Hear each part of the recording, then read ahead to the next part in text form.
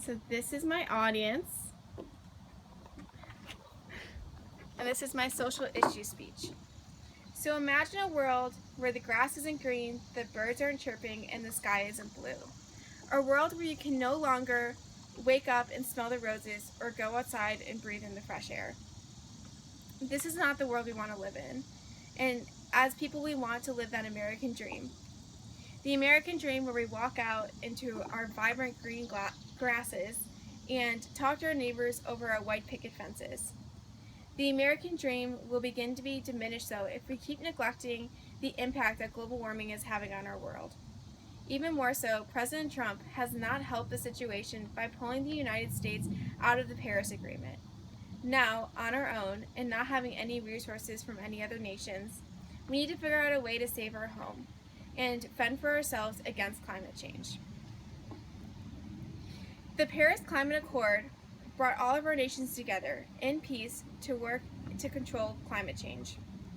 Through the nations sharing their resources, we would be able to try to come up with a solution to set a new course for global warming. This accord would help further our world and make it last longer, along with keeping it as beautiful as it is today.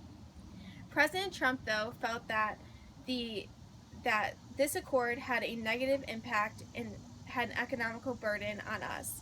And so in June, Trump decided to pull the United States out of this agreement. Many people did not agree with his decision to pull the United States out, feeling that he is dooming America and making enemies in the process. Pulling out of this agreement puts global warming into our hands. According to a reporter for U.S. News, the Paris Agreement was one of the last efforts to unite all nations in peace, and even more so, it was a way to decrease our global temperature by 2 degrees Celsius. Global warming is slowly deteriorating some of our greatest landmarks and destroying our homes. According to National Geographic, the rising temperatures are melting glaciers and fluctuating precipitation patterns, and even causing animals to be on the move.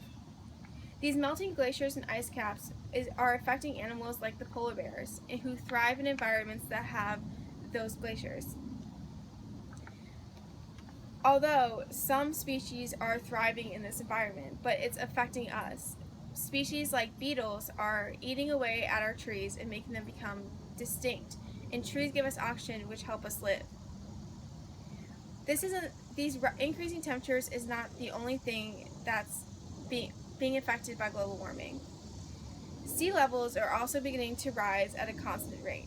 National Geographic reports that sea levels are supposed to rise 7 to 23 inches by the end of the century.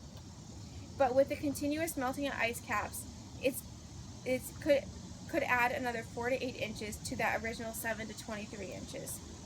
The constant rise in sea levels will make hurricanes and storms become stronger. And we all remember the impacts that Hurricane Katrina had on our world. Catastrophic incidents like this could potentially be prevented if you're a part of a program like the Paris Agreement. Although, some people agree that President Trump did the right thing by dropping out of the Paris Accords. Courtney Conley, a reporter for ABC News, reported that Trump dropped out of the agreement because the accord would have a negative effect on our economy and would cost America many jobs. Supporters agreed with President Trump and would chant "Pittsburgh, not Paris," feeling that we should value the United States over other people in the world. But what are jobs worth, though, if we don't have a world to live in? Because the temperatures are becoming too high and the lands are being taken over by water. Even so, with the increasing number of natural disasters like Hurricane Katrina, this can take an economical toll on our country and destroy jobs at the same time. So was it really worth pulling out of the accords that could help prevent these natural disasters from happening? So, with the United States no longer in the Paris Agreement, we need to step up as a state, community, and even as individuals to help stop climate change.